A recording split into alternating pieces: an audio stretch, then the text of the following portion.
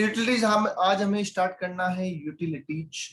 Utilities का मतलब हमने पढ़ा हुआ है कि सर यूटिलिटीज ऐसी चीजें जो किसी प्रोडक्ट को बनाने में, उसकी मैन्युफैक्चरिंग में काम तो आती है पर फाइनल प्रोडक्ट का हिस्सा नहीं बनती है, just like steam, water, power etcetera. ठीक है, अब हमें उनका क्या करना है, कंप्यूटेशन ऑफ कॉस्ट करना है, सिंपल सी बात है। अब इसमें अलग अलग तरीके के क्वेश्चन हैं, तो पहले हम शुरुआत करते हैं इजी क्वेश्चन से, ठीक है, ताकि आपका कॉन्फिडेंस बिल्टअप होता रहे। ओके,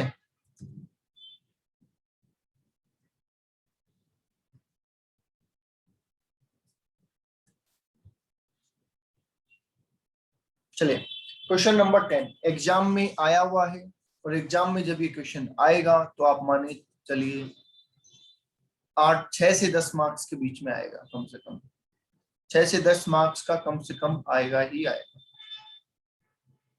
ठीक है, तो चलिए शुरू कर रहे हैं।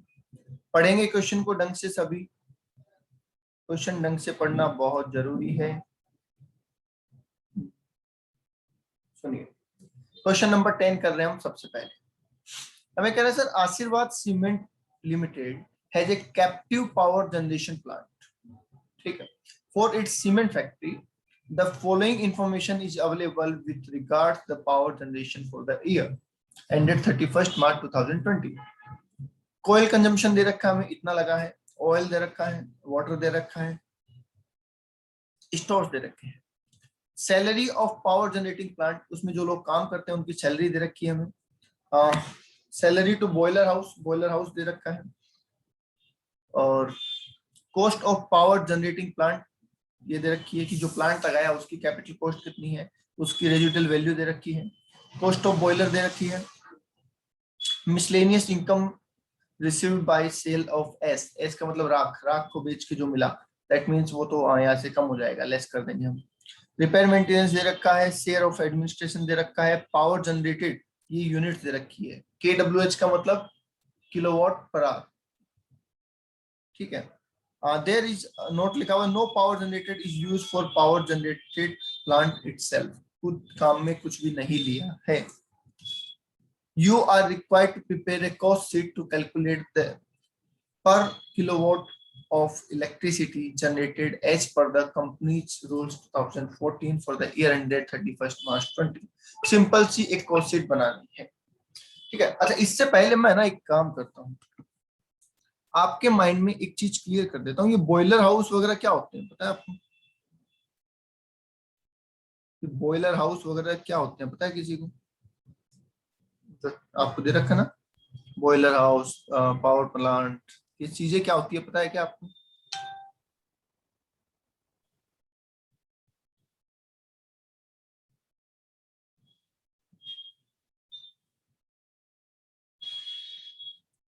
हाँ जी, पता है किसी को? एनीबडी पता है किसी को?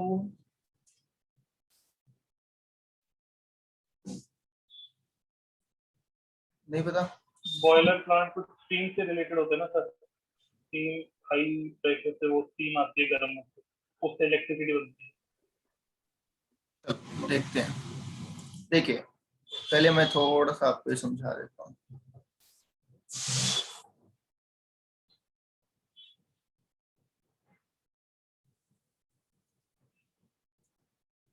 देखिए, ये अगर हम बात करें तो ये पूरा क्या है, सिस्टम बना हुआ है। यहाँ पे लगा हुआ होता है बॉयलर। बॉयल का मतलब क्या होता है? उबालना, है ना। तो यहाँ पे फ्यूल यूज होता है, किसका इस्तेमाल किया जाता है? फ्यूल का यूज किया जाता है, जिसमें कोयला हो सकता है ना, ऑयल हो सकता है, कई चीजें होती है इसमें। ठीक है, कुछ लोग वो जो होता है ना बैगेसेस, उसको भी काम में लेते हैं। तो ये बॉयलर के अंदर फ्यूल का इस्तेमाल करके क्या किया जाता है? स्टीम जनरेट की जाती है। क्या किया जाता है भाई? स्टीम जनरेट की जाती है। देखिए यहाँ से पानी आ रहा है, बॉयलर से वो पानी गर्म हो रहा है, और जब वो पानी गर्म हो रहा है तो उससे क्या जनरेट हो रही है? स्टीम जनरेट हो रही है। देख पा रहे हैं? Yes sir. अब ये जो स्टीम है ये जाती है स्टीम टरबाइन के अंदर। जो घूमता है, ठीक है, घूमता रहता है, ठीक है, और इसके घूमने से जनरेट होती है इलेक्ट्रिसिटी। यहाँ इलेक्ट्रिसिटी जनरेट हो रही है, ठीक है। इस इलेक्ट्रिसिटी के दो यूज होते हैं जनरली, या तो आप इसको खुद यूज कर लेते हैं कहीं ना कहीं, जिसको हम बोलते हैं कैप्टिव, और या आप क्या करते हैं, इसको इलेक्ट्रिसिटी बोर्ड के ग्रिड में डाल देते हैं। जैसे ये जो होते हैं ना पोल, जिसको बोलते हैं ग्रिड बोलते हैं, छोटे पोल होते हैं जो घर के सामने लगे हुए, तो उनको पोल बोलते हैं, और जो ये बड़े होते हैं पावर स्टेशन वाले, इनको ग्रिड बोलते हैं। क्या बोलते हैं? ग्रिड। तो इनमें हम सप्लाई कर देते हैं, ठीक है। जैसे अगर आप में से किसी ने सोलर प्लांट अगर लगा रखा है, क्या किसी ने घर पे सोलर प्लांट?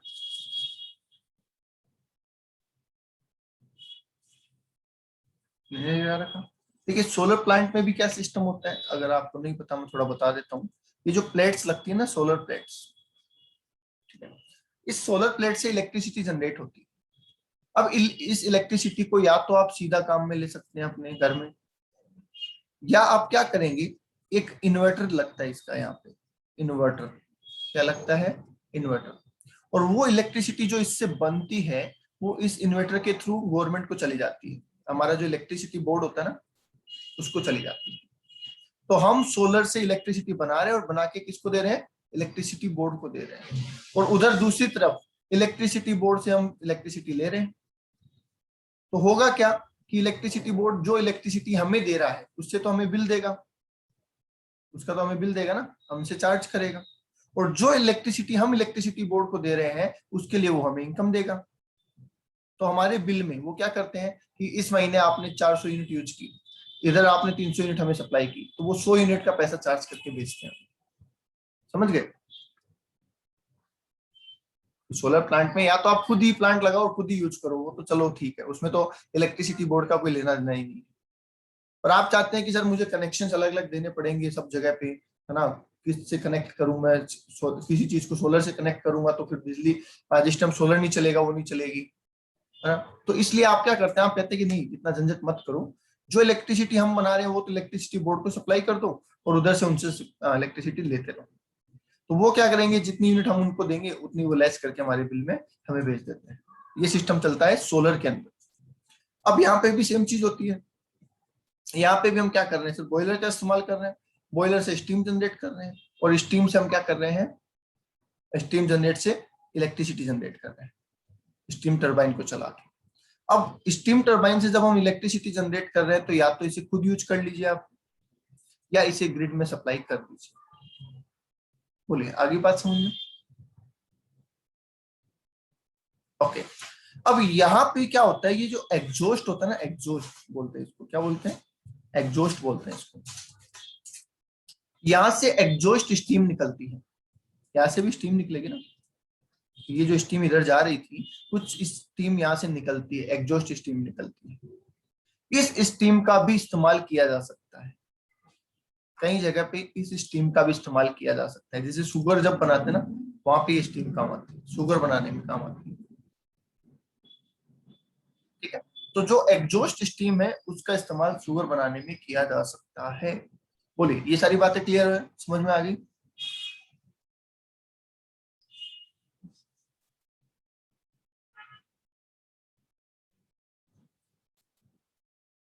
ओके। इलेक्ट्रिसिटी दो चीजों से बनती है जहां तक मुझे ध्यान है, एक तो स्टीम से बनती है और एक पानी से भी बनती है इलेक्ट्रिसिटी, और तीन से मानो हवा से भी बनती है, हवा से भी बनती है ना। विंड मिल देखिए, विंड मिल कहीं, पवन चक्की, यस। अगर आप सीकर जानते हैं, सीकर डिस्ट्रिक्ट जानते हैं, तो सीकर में आपने देखी होगी, सीकर में लगी हुई है विंड मिल।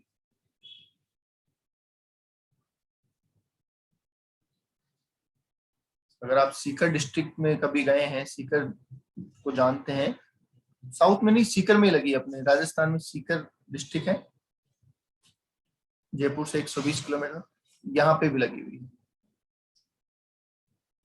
जो कि मेरा होम टाउन है जैसे बोल सकते हैं, वहां पे लगी हुई। इस तरीके से होता है, ये पंखा घूमता रहता है, बहुत बड़ा पंखा है, ये घूमता रहता है और इससे इलेक्ट्रिसिटी जनरेट होती है, राइट।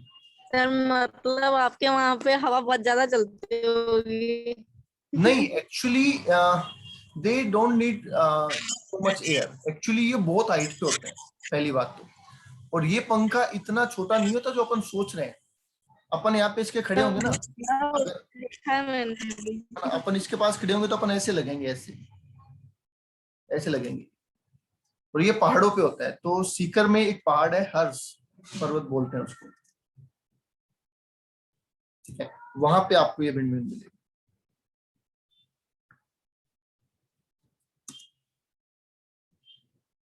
देखते हैं गूगल बाबा को पता है क्या।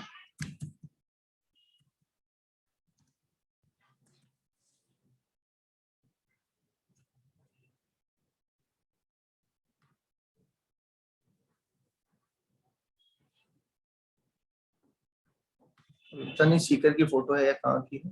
हाँ, सीकर की ही है। ये देखिए लिखा है ना, हर्ष पहाड़ी सीकर। तो ये बहुत बड़ी पहाड़ी है, उस पे लगे हुए हैं बहुत सारे। ऊपर एक्चुअली एक शिव जी का मंदिर है, इसके ऊपर शिव जी का एक मंदिर है, और वहां पे ये लगे हुए हैं बहुत सारे।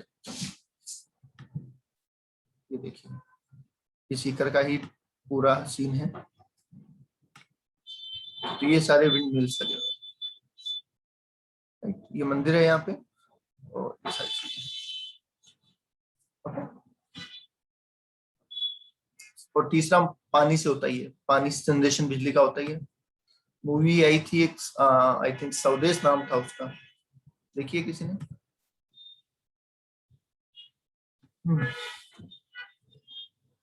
हाँ सर, देखिए मूवी सारी देखिए सर, कभी की पूछ लो आप। मूवी में कभी नहीं कहेंगे नहीं। आप पूछोगे ना क्वेश्चन किया नहीं किया, सर क्वेश्चन सर हुआ। अभी टीवी इतना ज्यादा चल रहा है ना घर में, लॉकडाउन की वजह से, कि हर मूवी चलती रहती तो स्वदेश मूवी में गांव में जब बिजली नहीं होती है तो वो जनरेट करता है पानी से, राइट।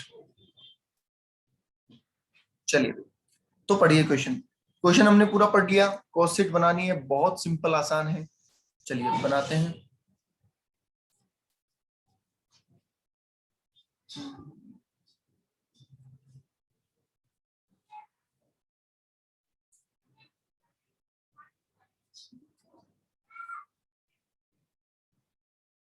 चलिए बोलते जाइए, जितना ज्यादा रिप्लाई करोगे उतना बेटर रहेगा।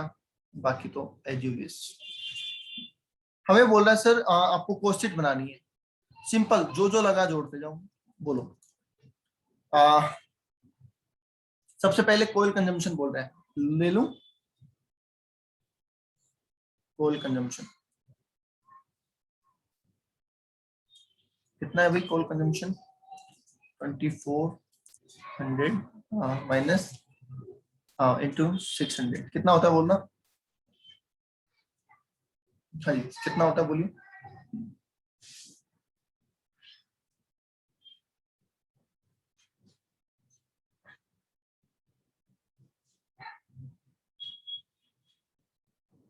14,40,000। 14,40,000, ठीक है। अब इसमें से हम लेस करेंगे। एक पॉइंट यहाँ पे हमने लिखा था ना, देखो ये रहा, किधर गया, ये रहा। Cell of S. एस का मतलब क्या होता है? राख। राख होता है ना, वो सुना है ना, जली को आग कहते हैं, भुजी को राख कहते हैं। तो सेल ऑफ एस 50,000। जैसे हम स्क्रैप कम करते हैं मटेरियल में से, वैसे ही ये कम हो रहा है। तो ये आ जाएगा 13,90,000। अच्छा, ये जो प्रोडक्शन आप यहाँ लिख सकते हैं ना, ऊपर लिखते हैं ना अपन प्रोडक्शन, तो ये आप चाहो तो यहाँ लिख दीजिए 30,24,250 किलोवाट्स, ठीक है। हाँ जी, ये ले लिया हमने। ऑयल बोलिए, ऑयल की कॉस्ट क्या है? ऑयल की कॉस्ट है 3,000 लीटर मल्टीप्लाई बाय 50/50, कितना हो जाएगा बोलिए जल्दी से। 1,50,000, 1,51,500 क्या?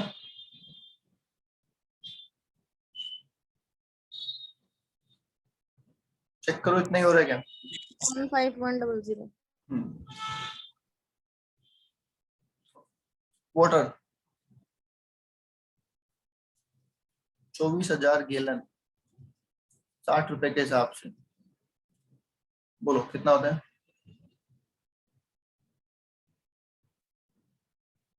16,400, 16,40,000, ठीक है। नेक्स्ट, स्टोर्स एंड कंज्यूमेबल्स लेना है क्या? सब ले लो सर, कुछ भी मत छोड़ो। कितना? 55,000।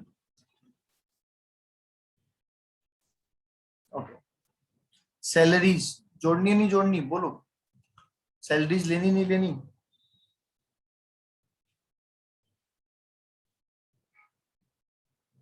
सैलरीज लेनी है या नहीं लेनी है?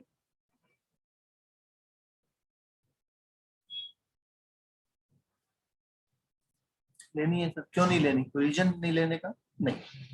सुपरवाइजर, सबसे पहले सुपरवाइजर। सुपरवाइजर सर कितने हैं? 2 हैं और 10,600 रुपए देते हैं हम हर एक को 12 महीने के। उसके अलावा सर 5 स्किल्ड वर्कर हैं, उसको हम 6,100 रुपए देते हैं पर मंथ। 3 हेल्पर हैं, उसको हम 4,200 रुपए देते हैं पर मंथ। बता दीजिए एक बार, टोटल बता दो मुझे तो, टोटल कितना हो रहा है?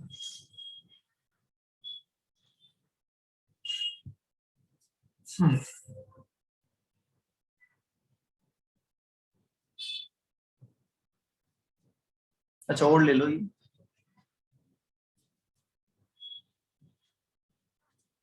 Salary of boiler house 8 worker 4,200 रुपए 12 महीने के। हाँ जी, ये तीनों का जोड़ के निकाला क्या विकास? तीनों का जोड़ के निकाला क्या? यस, 7,71,600 बताया है इन तीनों का जोड़ के। और ये भी बता दो साथ में।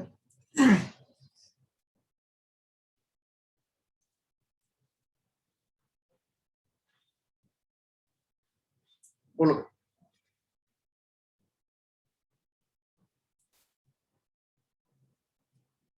403,200। अच्छा एक चीज आपने नोट की कि बॉयलर और पावर जनरेटिंग प्लांट ये वैसे दोनों अलग अलग चीजें हैं। अगर आपको बोला जाता कि पहले बॉयलर से स्टीम की कॉस्ट निकालो और फिर स्टीम से पावर की कॉस्ट निकालो, तो भी निकाल सकते हैं ना? तो ये तो हमें एक साथ दे दिया। अगर ये बोलता कि पहले बॉयलर की चीजें देता और बोलता कि बॉयलर से स्टीम की कॉस्ट निकालो, फिर स्टीम से लेके पावर जनरेटिंग कॉस्ट निकालो, तो आप डबल प्रोसेस में पहले एक शीट बनाते हैं जिसमें सारी स्टीम की कॉस्ट आ जाती, वो इनपुट उसका आउटपुट बना के उसकी कॉस्ट निकाल देते हैं, राइट? कोई दिक्कत नहीं आती ना उसमें? यस, चलिए आगे आ जाते हैं सर। तो ये चीज समझते रहो ना, छोटी छोटी बातें समझते रहो और जवाब बिल्कुल रिप्लाई करते रहो, करने से ही होगा, बाबा रामदेव ने कहा था। चलिए नेक्स्ट कह रहे हैं sir, cost of power generating plant. तो लिख दूं cost of power generating plant? लिख दूं ना? अरे लिख दूं क्या cost of power generating plant? पूरे हासिल लिख दो। अरे नालायक हो, कभी कॉस्ट आती है क्या? डेप्रिसिएशन आता है, डेप्रिसिएशन आता है। मैं शॉर्ट में लिख रहा हूँ पीजीपी, पावर जनरेटिंग प्लांट।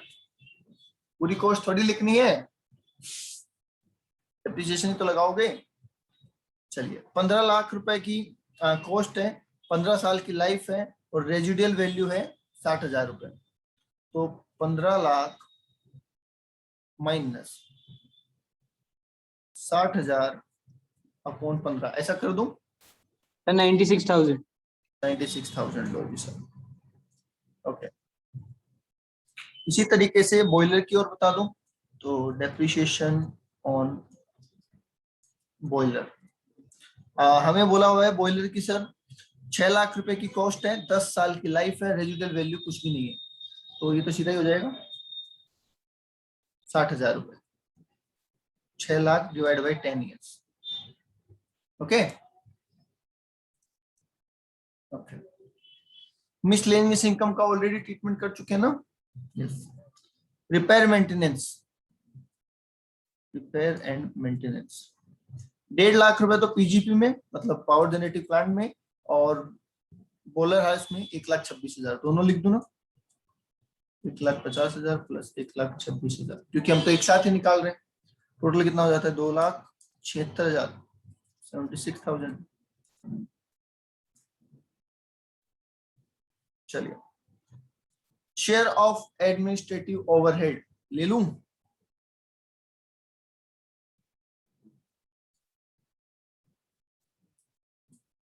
कितना है? 1,35,000। ओके, कुछ बचा है क्या? नथिंग, कुछ नहीं बचा। बोलो टोटल कॉस्ट, बोलो जी, what is the total cost?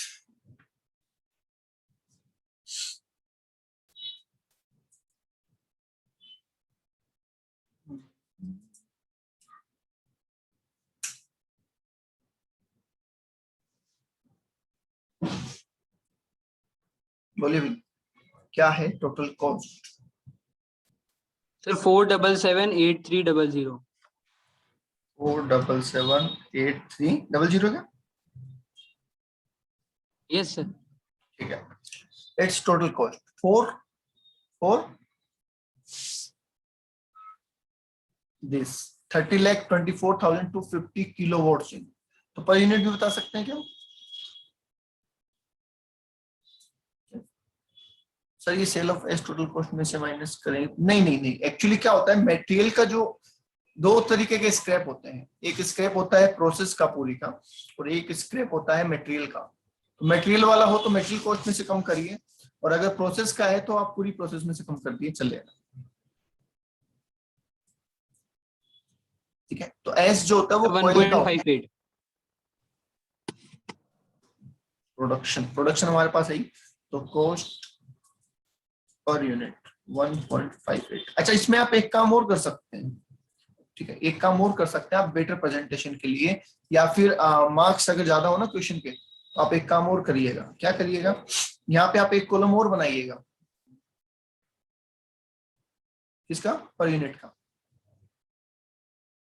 यहाँ पे एक कॉलम और बनाना है आपको पर यूनिट का, और साथ के साथ जो जो आइटम लिखते जाएंगे उसको डिवाइड करते जाइए इससे, और पॉइंट्स में फिगर लिखते जाइए। लास्ट में टोटल वही आना है। हाँ बस, और क्या है, ये सबका पर यूनिट लिखते जाओ, लास्ट में टोटल तो वही 1.58 आता है। तो अगर जैसे मान लीजिए क्वेश्चन 3-4 मार्क्स 5 मार्क्स का, तो आप इतना भी करे चलेगा। 8 मार्क्स का हो तो आप पर यूनिट का भी बना देना कॉलम। ओके, बोलिए, आसान था क्या?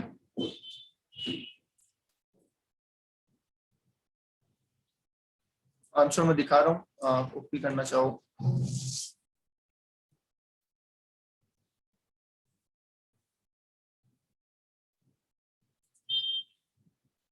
चलो, क्वेश्चन आंसर दोनों आपके सामने है, स्क्रीनशॉट ले लो। फोटो लेने का ज्यादा शौक है ना वैसे भी।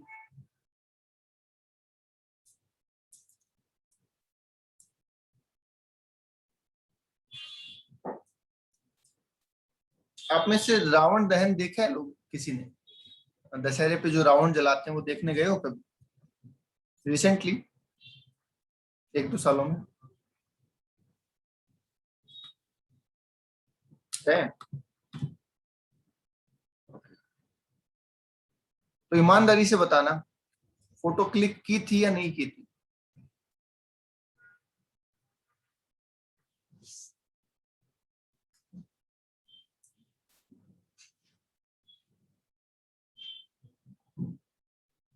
नहीं की? अरे वाह, चमत्कार हो गया। क्यों सेल्फी नहीं ली रावण के साथ? अच्छा, फोन नहीं था बोले सर तब फोन नहीं था।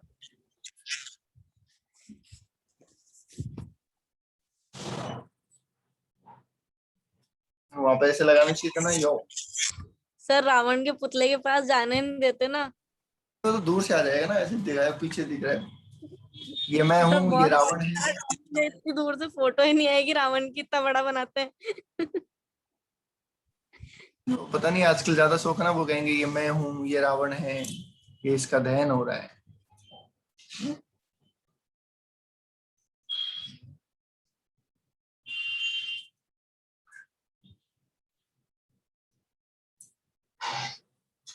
चलिए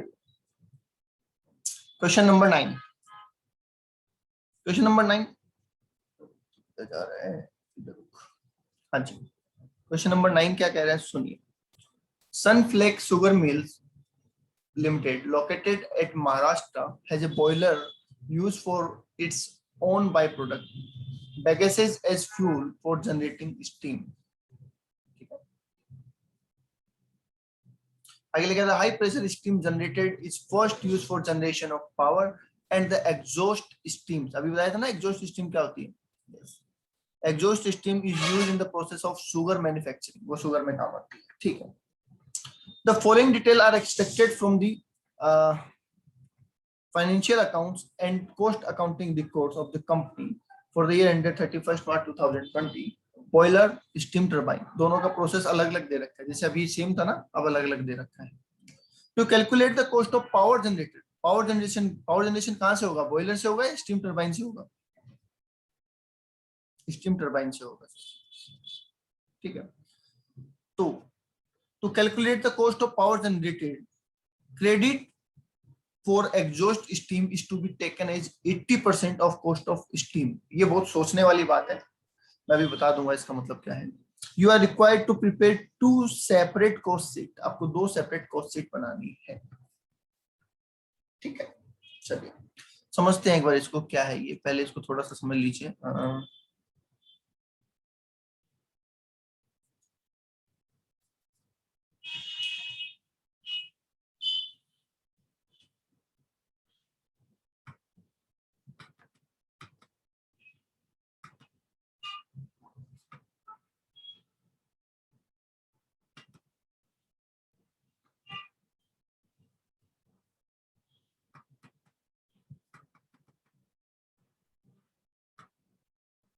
सुनिए ये क्या कह रहे हैं सर, ये कह रहे हैं कि हम यहाँ पे फ्यूल के रूप में क्या यूज करते हैं, बैगेसेज, ठीक है। फ्यूल के रूप में हम बैगेसेज यूज करते हैं। बॉयलर से हम क्या बनाते हैं सर, हम स्टीम बनाते हैं। बॉयलर से क्या बनाते हैं, स्टीम बनाते हैं। ये स्टीम टरबाइन में जाती है और यहाँ से इलेक्ट्रिसिटी जनरेट होती है, और कुछ स्टीम यहाँ निकल जाती है जिसको हम क्या कहते हैं, एग्जॉस्ट स्टीम। और ये स्टीम किस काम में आती है, शुगर मैन्युफैक्चरिंग के काम में आती है, राइट। Yes sir. ये जो कॉस्ट लगी है, क्या इससे हमें स्टीम मिलेगी, और वो भी कितनी, 34780 मैट्रिक टन। बोलो हाँ या ना। इस बॉयलर से, और ये जो कॉस्ट बॉयलर की लग रही है, इस कॉस्ट से क्या हमें इतनी स्टीम मिलेगी। Yes sir. अब इस स्टीम का जो यूज है, first use for generation of plant, पहले ये स्टीम कहां जाएगी, टरबाइन में जाएगी। पहले ये स्टीम कहां जाएगी, टरबाइन में जाएगी, ठीक है। इस टरबाइन में जाने के बाद कुछ इसकी स्टीम तो इधर एग्जॉस्ट होके निकल जाएगी, ठीक है, और कुछ स्टीम यहाँ काम आ जाएगी। इससे इलेक्ट्रिसिटी प्रोड्यूस होगी कितनी, 2,25,40,000 है क्या, हाँ 25,40,000 किलोवाट की इलेक्ट्रिसिटी प्रोड्यूस होगी, और एग्जॉस्ट स्कीम निकल जाएगी। बोलो आगे बात समझिए। हाँ जी, ये एग्जॉस्ट स्कीम चली जाएगी कहाँ, शुगर बनाने में। क्या हमें शुगर बनाने की कोई जानकारी दे रखी है कि शुगर बनाने में क्या क्या लगेगा, बताइए। क्या हमें शुगर बनाने की जानकारी दे रखी है, नहीं सर नहीं दे रखी। तो इसका मतलब हमें 2 स्टेटमेंट बनाने हैं। वन इज फॉर बॉयलर, कि बॉयलर में ये जो यूनिट जा रही है ना, ये इसकी कॉस्ट क्या है बताइए। क्या पहला हमें ये निकालना है कि बॉयलर में से काम आके जो ये 34,780 मेट्रिक टन स्टीम बन रही है जो कि टरबाइन में जा रही है, उसकी कॉस्ट क्या है? सबसे पहला काम हमें ये करना है, बोलो हाँ या ना? हाँ सर। उसके बाद स्टीम टरबाइन में क्या क्या हो रहा है उसके लिए हमें ये तो आउटपुट के रूप, जो इसका आउटपुट है वो तो इनपुट में आ जाएगा, और अलग से ये जो खर्चे लग रहे हैं ये वाले ये भी लगा देंगे, ठीक है। तो इससे हमारे पास इस इलेक्ट्रिसिटी की कॉस्ट आ जाएगी। पर ध्यान रहे हमें क्या बोला है कि सर जो स्टीम आई है उसमें से एग्जॉस्ट होती है कुछ स्टीम, ठीक है। अब कितनी स्टीम एग्जॉस्ट होती है हमें थोड़ी पता है, तो हमें बोला है to calculate the cost of power, ये कॉस्ट शीट बनाते टाइम पे ध्यान रखिएगा, ये बोला है हमें credit for exhaust steam is to be taken as 80% of cost of steam. तो मुझे एक बात बताइए, क्या लास्ट में हम इस कॉस्ट का 80% लेस कर देंगे क्योंकि वो कॉस्ट इसकी है? बताइए।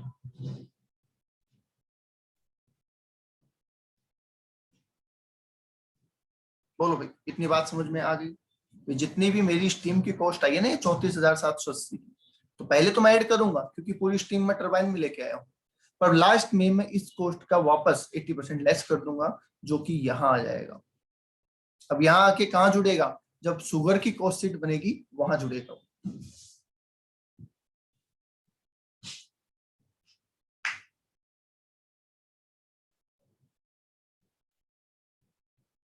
बोलो जी, आ गई बात समझ में? कोई डाउट है? पहले थ्योरेटिकली कोई डाउट है तो बोलो। आज लग रहा है ऐसे किसी लेबोरेटरी में साइंस पढ़ रहे हैं।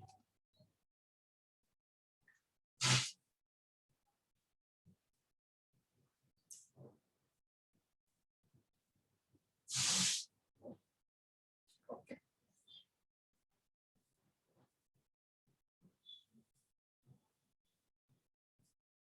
देखो हम तो यही चाहते हैं आप पढ़ लो, कैसे ही पढ़ लो, समझ में आ जाना चाहिए। चलो आगे, चलो।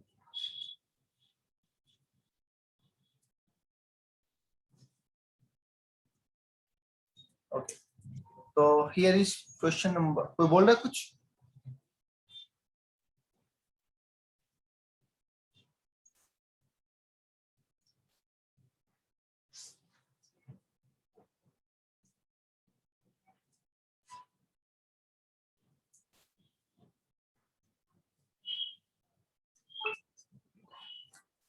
क्लास में सारे मनमोहन सिंह है हमारे यहाँ,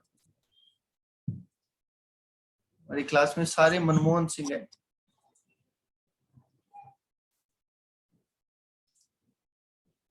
बोलते नहीं है ना।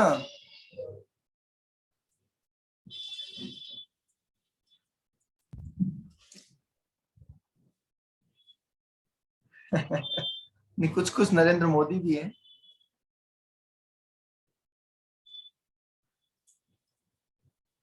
बस उम्मीद करते हैं राहुल गांधी नहीं बनेंगे आप।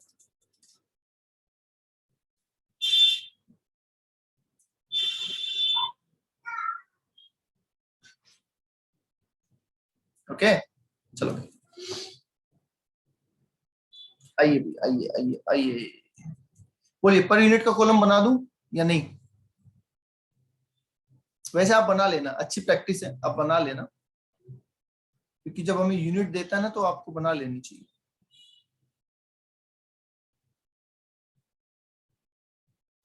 तो अगर उसने यूनिट दिए तो आप पर यूनिट का कॉलम बना लो, क्योंकि अगर उसको पर यूनिट नहीं चाहिए होता तो वो यूनिट क्यों देता अपने को? तो ऐसे भी कह सकता था कि जितनी बनी पूरी ट्रांसफर होगी, समझ गए? तो आप बना लीजिए, इट्स गुड प्रैक्टिस, बनाने में कोई नुकसान नहीं है। चलिए भी, 34,780 मेट्रिक टन का स्टीम जनरेशन होगा बॉयलर से, तो हम कॉस्ट शीट बना रहे हैं ऑफ बॉयलर प्लांट। बताइए सर, सबसे पहले क्या लगेगा? वाटर लगेगा सर, बोलिए। कॉस्ट में लिख रहा हूँ, आप पर यूनिट निकालते जाइए फटाफट, ठीक है? ये तो मैं लिख रहा हूँ, आप पर यूनिट निकालते जाइए। 10,48,170 पर यूनिट बोलते जाइए।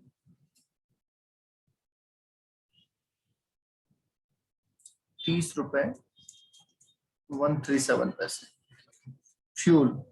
फ्यूल लग रहा है सर बेगेसेस 9,21,43,460। यस।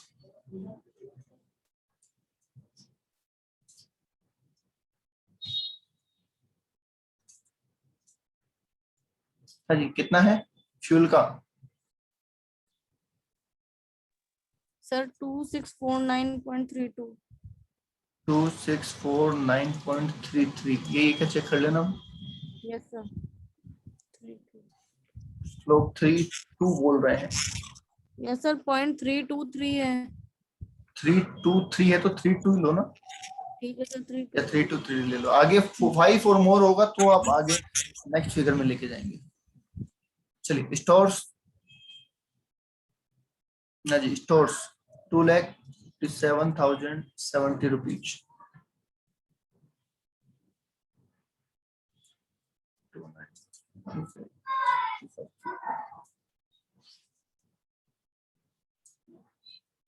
7.391। 7.391। यस, नेक्स्ट बोलिए।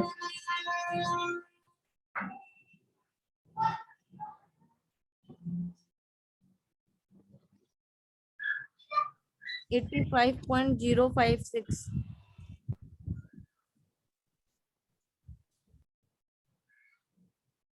Repair maintenance 65,64,200।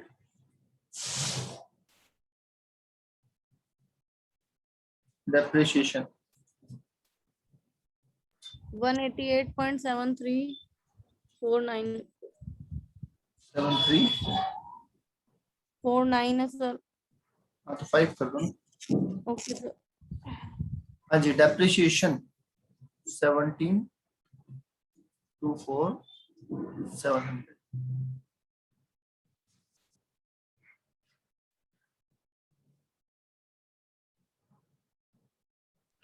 $49.588।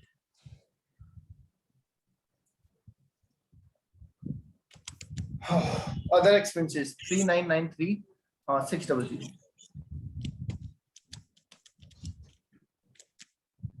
114.825। चलिए भाई, टोटल कॉस्ट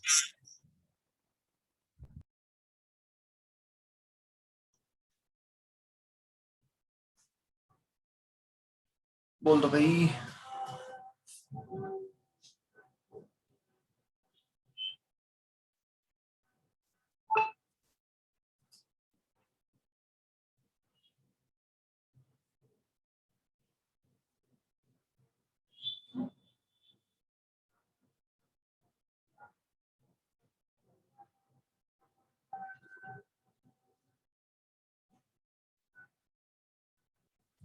बोलो भाई, बोलो total.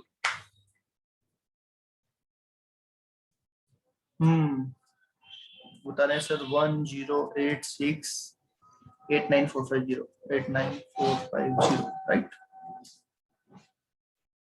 And per unit cost is 3125.056 3125.05 क्या 56।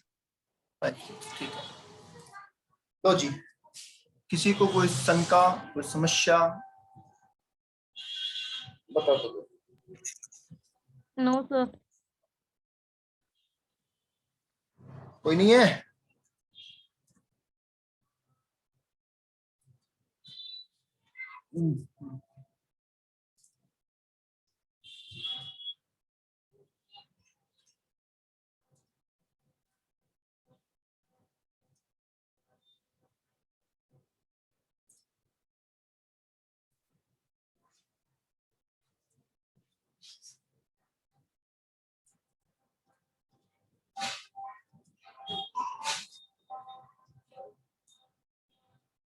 ठीक है, तो हम बना रहे हैं cost sheet for steam turbine. चलिए सबसे पहले क्या हम बॉयलर से जो स्टीम आई वो ले आए? अच्छा, एक कॉलम रहेगा, बोलिए।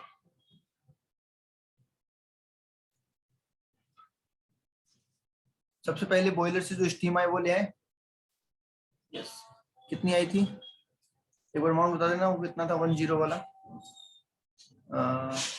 ये रहा 108689,450, 108689,450 पर यूनिट आप पहले लिख दीजिए ना, पर यूनिट पहले लिख दीजिए।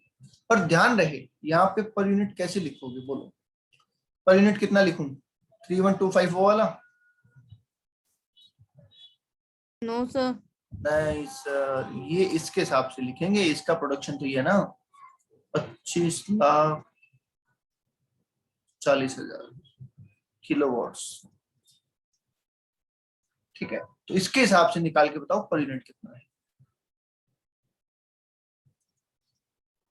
42.791। 2.791। ठीक है, ओके। अब आ जाओ सब कॉस्ट के ऊपर। सबसे पहले लग रहा है sir stores and chemicals. Stores and chemical, हाँ 65,695 रुपए। इसको 25,40,000 से डिवाइड करके आपको पर यूनिट निकालना है। तो 0.026। ऐसा, ओके ठीक है। उसके बाद salary and wages,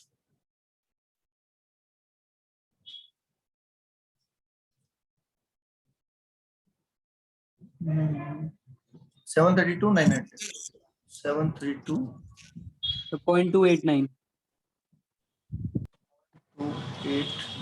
right.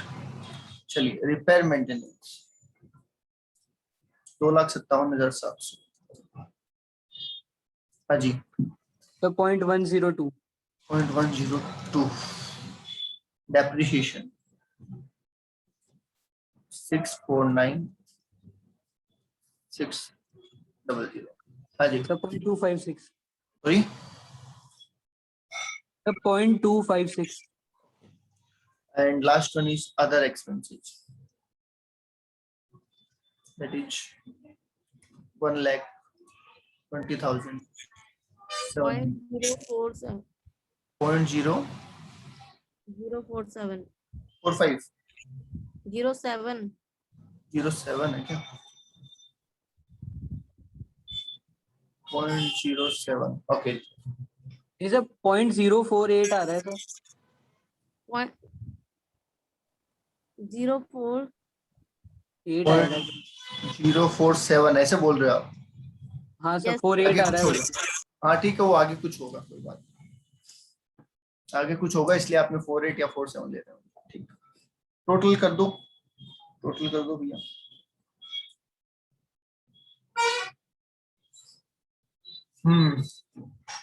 Total कर दो।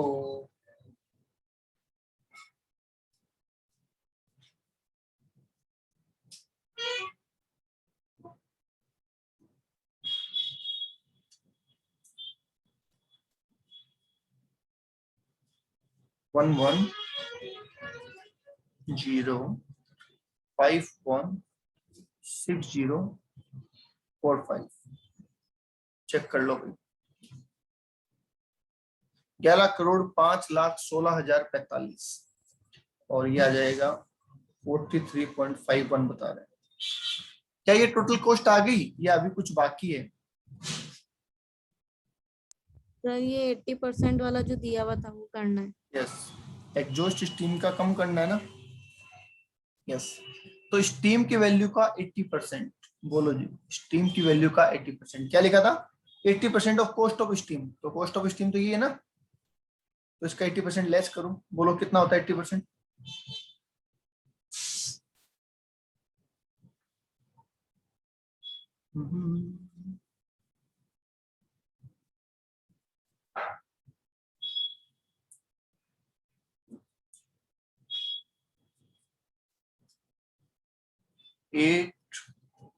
8।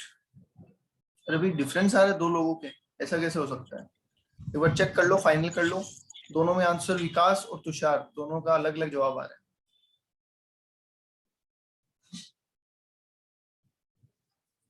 तीसरा आंसर आने तो फिर चलते हैं।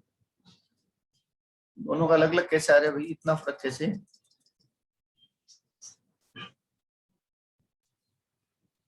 80% ही तो करना था खाली। सर 86, 95, 15, 60। तुम ये बता रहे हो साकार फिर से 88 बता रहे हैं। अरे भाई क्या हो रहा है? 80% करने में इतना झोल झाल, नीवी का आंसर और अलग अलग आ रहे हैं। अरे बाप। सर इसका 80% ही निकालना है ना, माइनस नहीं करना है ना। 10868945 इंटू 0.8, इतना सही तो करना था। 86951 ये मेरा और ये लगा रहा है, बाकी सबका 88 लाख। सर मेरा यही आ रहा है। तुम्हारा तो ये मेरा आ भी यही आ रहा है। रहा है, तुषार का भी आ रहा है। विकास तुम्हारा चेंज क्यों आ रहा है? साकार नीवी चेंज क्यों आ रहा है भाई तुम्हारा?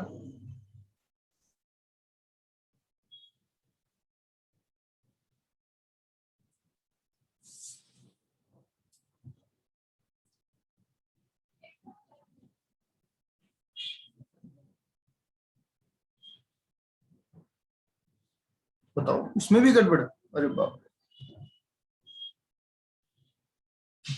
इसका पर यूनिट बोलो, इसका भी पर यूनिट बोलो।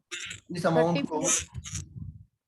डिवाइड कर दो 25,40,000 से। 34.233। 4.232 राइट।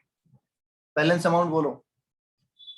23564485 ऐसा बता रहे हैं? यस। और 9.277 बोलो भाई, आ गया? ये हो गया आपका क्वेश्चन कंप्लीट। अब किसी को कोई डाउट है तो बोल दो, नहीं है तो आज के लिए इतना ही। आसान है चैप्टर। सर इसमें जब सॉल्यूशन देना है उसमें पूछा कॉस्ट ऑफ स्टीम टरबाइन, तो इसमें ये एंड वाला आंसर आएगा ना 2356 वाला, यही देना होगा।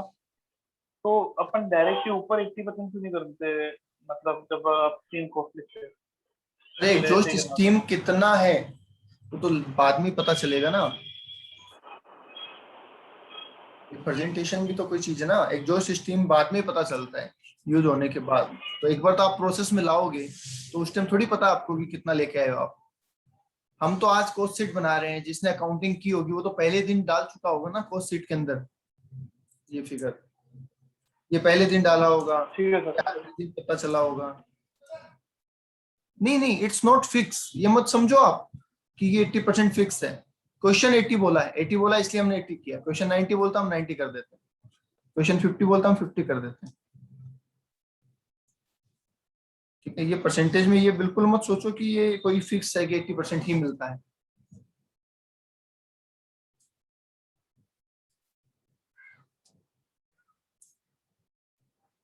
और कोई?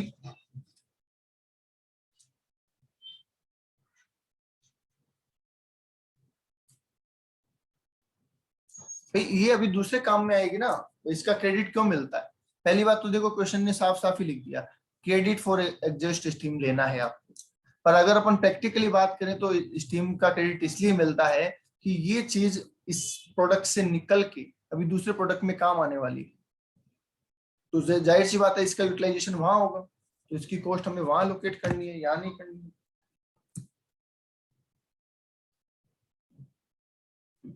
और बोलिए।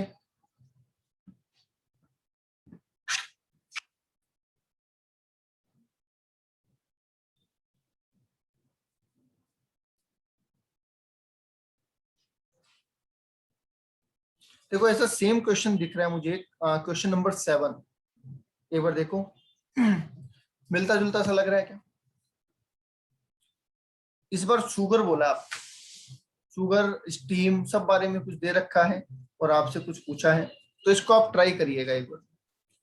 ठीक है, आपको क्या बनाना है, देखो एक कॉस्ट शीट बनानी है स्टीम के लिए, एक कॉस्ट बनानी है पावर के लिए, और आपको एवरेज कॉस्ट ऑफ पावर भी निकालनी है बस। तो देखते हैं क्या होता है, कैसे होता है। अब एक बार ट्राई करो इसको, समझ गए?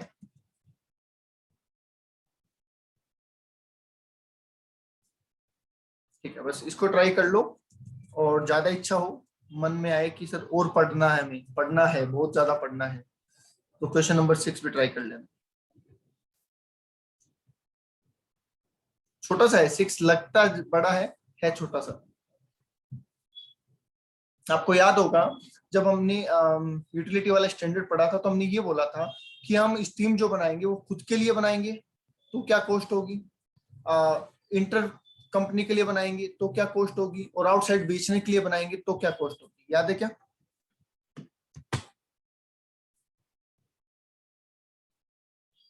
जब हमने CAS 8 पढ़ा था तो उसमें ये पढ़ा था कि अगर हम यूटिलिटी खुद के लिए बनाते हैं तो कॉस्ट ऑफ प्रोडक्शन वाली आती है, इंटर यूनिट बनाते हैं तो जो डिस्ट्रीब्यूशन कॉस्ट है वो जुड़ जाती है, और बाहर वाले को बेचने के लिए बनाते हैं तो सेलिंग कॉस्ट और जुड़ जाती है।